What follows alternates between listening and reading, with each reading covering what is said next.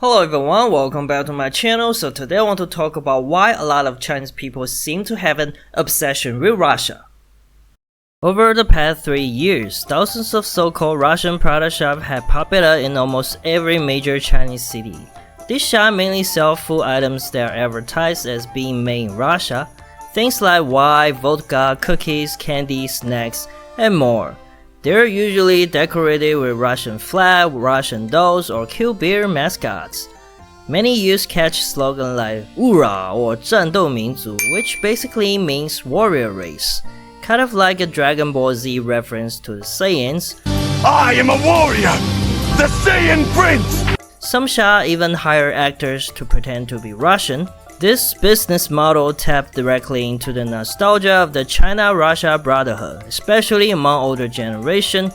Back during the Cold War, China mainly imported goods from Russia, and made in Russia was seen as a sign of high quality and durability, especially compared to Chinese-made goods at the time. For younger people, Russian product feels mysterious, exotic, and different from mainstream brands, so at first everything seemed great.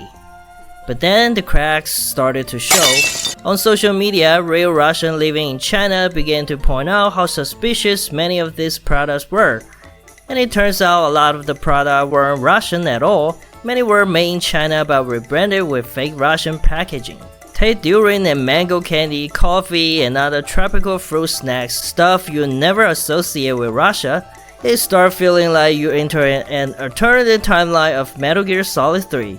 Some products were from Russia, others were from Ukraine, but most were priced way higher than they should have been. And when the initial boom ended, these fake Russian shops started collapsing one by one. Even e-commerce platforms like Taobao and Jingdong took action and removed thousands of fake Russian products after receiving waves of customer complaints.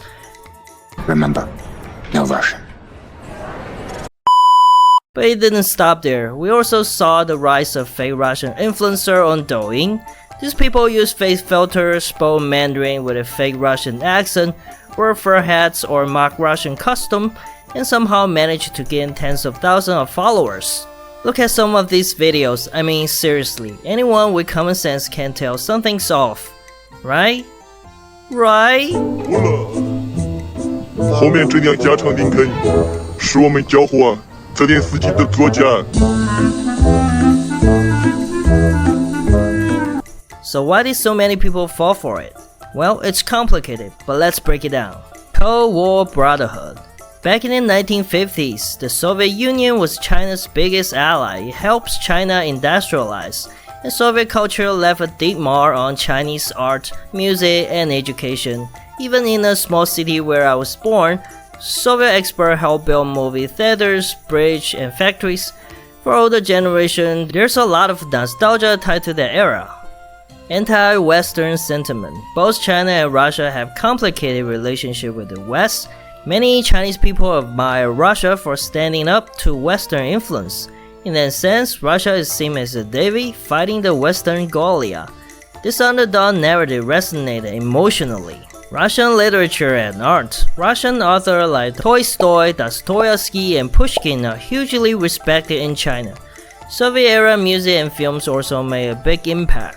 For example, Moscow Night has a Chinese language version that's still popular today.